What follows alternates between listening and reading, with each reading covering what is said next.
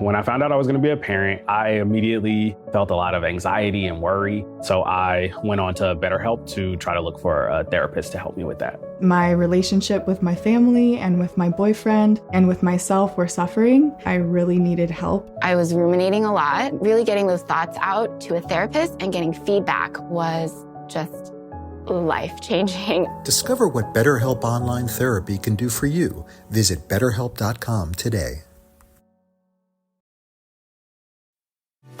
This episode is brought to you by Shopify.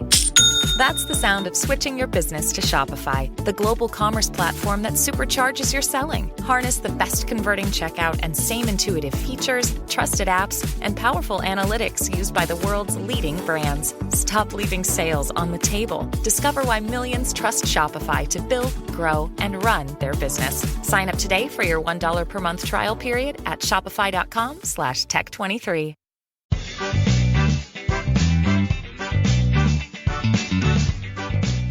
Welcome to the Instagram Stories. I'm your host, Daniel Hill. Thank you to everyone who joined our impromptu clubhouse room yesterday. I'm going to be starting, it looks like, Wednesdays at 5 Eastern, a Instagram Creator Hour clubhouse room. If you're interested in joining that, send me a direct message at Daniel Hill Media. If you need a clubhouse invite, I will try to hook you up. Okay, let's get on to today's top story. Social Media Today posted a really good infographic all about how to get more traction for your Instagram stories. I want to just pause right off the bat and say that stories have changed fundamentally over time. Whereas I think before people might follow you because of your stories, or they would come across your story, watch a little bit of it, and think, this is the kind of person I want to know more about. Now I think stories are only going to be visible from people who already follow you. And I say that because location tags on stories are no longer searchable, and hashtags on stories are no longer searchable either. Meaning, if I want to see all the stories for New York City, for instance, and I type that in, I can no longer do that. Or if I want to see all the stories for hashtag cats pictures, I can also no longer do that. So I think there is fundamentally a change. We'll see if that ever reverts, but for right now, that's how it currently is.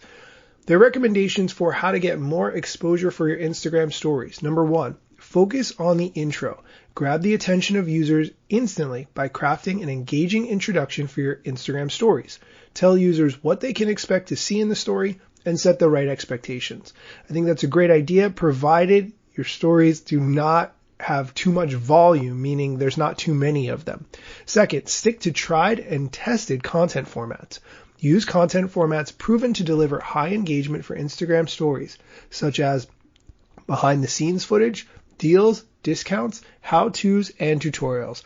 100% agree. I think there should be text or captioning on those, but how you add that is going to be a little bit challenging sometimes. Location-based and geotags and hashtags is what I already mentioned, which doesn't work, so I'm not exactly sure why that's included in the stories. Next is create high-quality content. Increase your click-through rate with polls and question stickers.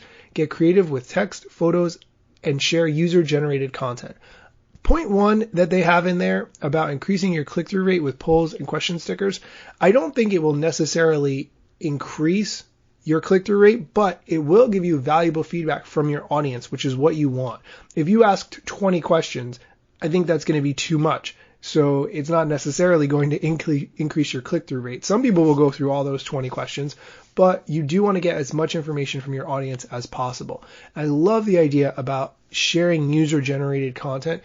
A lot of times brands might be hesitant to share a story that they're tagged in for a variety of different reasons. But I think if you relax those rules a little bit, your fan who made that story is really going to appreciate it, and you're really going to have a lifelong fan or client or customer, and people can see what it's actually like from a user perspective to use your product or service or whatever it is that you offer.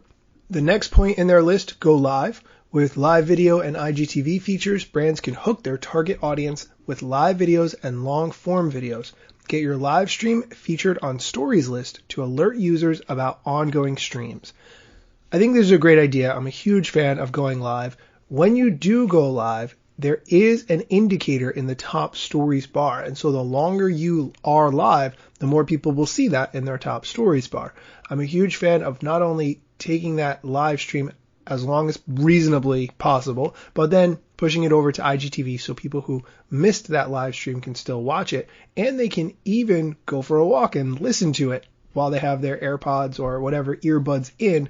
Unfortunately, they have to leave the screen on for that, which is really annoying, but they can still interact with that content by listening to it, which I think is really key. The last point on the list, interact with others.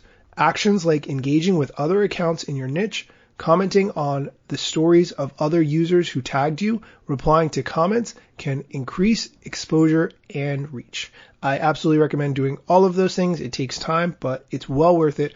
And the people who you have conversations with on their posts will really appreciate the fact that you did that. That's it for today's show. Come back tomorrow for more Instagram news, tips, strategy, and more.